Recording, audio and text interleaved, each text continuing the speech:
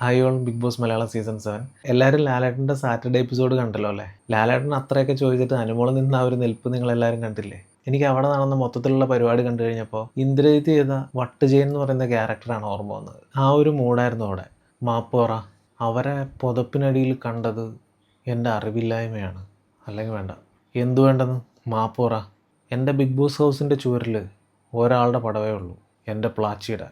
മാപ്പ് അനുമോൾ പറയില്ല.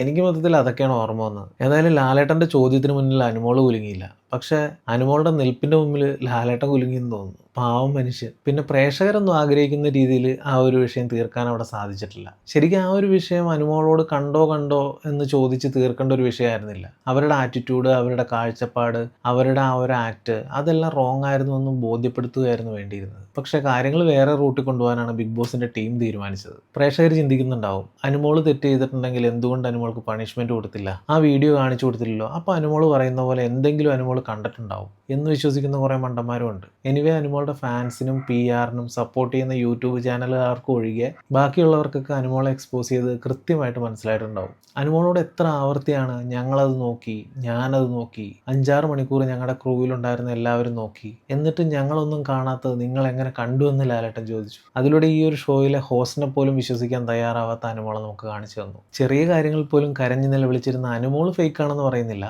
പക്ഷേ അനുമോളുടെ കരച്ചിൽ ഫേക്ക് ആണെന്ന് നമുക്ക് കാണിച്ചു തന്നില്ലേ? അനുമോൾ തുടക്കത്തിലൊക്കെ പറഞ്ഞ് നിങ്ങൾക്ക് ഓർമ്മയില്ലേ, എനിക്ക് ചെറിയ കാര്യങ്ങളിൽ പോലും കരച്ചിൽ വരും, ഞാൻ അങ്ങനെയാ. ഇപ്പം നോക്കുമ്പോൾ അതൊക്കെ ആക്ടിങ് വേറെ ലെവൽ എന്ന് തന്നെ പറയണം. ഡെമോൺസ്ട്രേറ്റ് ചെയ്ത് കാണിച്ചതിനെ പറ്റി ലാലേട്ടൻ പറഞ്ഞത് നാണം കെട്ട ആക്ട് എന്നാണ്. പൊതുമധ്യത്തിൽ വെച്ച് ഡെമോൺസ്ട്രേറ്റ് ചെയ്യുക എന്നുള്ളൊരു ആക്ട് തെറ്റായി പോയെന്ന് ആ ഒരു ആക്ട് ചെയ്യാമെന്ന് പറഞ്ഞ വ്യക്തി ഉൾപ്പെടെയുള്ളവർ പറഞ്ഞിട്ട് പോലും അനുമോൾക്ക് അത് തെറ്റാണെന്ന് തോന്നിയിട്ടില്ലെന്നും അനുമോൾ അതിന് മാപ്പ് പറയാൻ തയ്യാറല്ലെന്നും നമുക്ക് കാണിച്ചു തന്നു. ആക്ച്വലി ഇവിടെ അനുമോൾ ബിഗ് ബോസിനെ അല്ലേ വെല്ലുവിളിച്ചത്? കണ്ടു എന്ന് പറഞ്ഞ് ഇൻഡയറക്ട്ലി ബിഗ് ബോസിനെ ചലഞ്ച് ചെയ്യുകയല്ലേ ചെയ്തത്. ഒപ്പം അനുമോൾ തന്നെ പറഞ്ഞിട്ടുണ്ട്, അവർ തരുന്ന പൈസയ്ക്ക് അനുമോൾ പണിയെടുക്കുന്നുണ്ട്, അവരുടെ പേയ്മെൻറ്റിനനുസരിച്ചിട്ടുള്ള കണ്ടന്റ് കൊടുക്കുന്നുണ്ട്, അവർക്ക് റേറ്റിംഗ് കൂട്ടി കൊടുക്കുന്നുണ്ട്. ഇങ്ങനെയല്ല അതിലൊരു കണ്ടസ്റ്റന്റ് പറയുന്നത് ആ ഷോയ്ക്ക് നല്ലതല്ല. സോ ഞാൻ കാരണമാണ് ബിഗ് ബോസിന് TRP കൂടുന്നതെന്ന് പറഞ്ഞു നടക്കുന്ന ഒരു കണ്ടസ്റ്റന്റ് ആണ് അനുമോൾ. അങ്ങനെ ഫാൻസും ആർമിയൊക്കെ ഉള്ള ഒരാൾ ഈ ആഴ്ച ലാലേട്ടൻ വരുമ്പോൾ എന്തായാലും നെഗറ്റീവ് ആകുമെന്ന് ഉറപ്പിച്ച് പ്രിപ്പയർ ചെയ്ത് നിൽക്കുമ്പോൾ അവർക്ക് ആ രീതിയിലുള്ള ഒരു കണ്ടന്റ് ബിഗ് ബോസ് കൊടുത്തില്ല. വീഡിയോ കാണിച്ചു കൊടുത്ത് അതിലൊന്നുമില്ല എന്ന് പറഞ്ഞ് അനുമോൾക്ക് ഒരു ശിക്ഷ കൊടുത്താൽ സഹതാപ തരംഗത്തിലൂടെ അവർ വീണ്ടും മുന്നിലേക്ക് കയറി വരും. അതിനവർ ആഗ്രഹിക്കുന്നില്ല.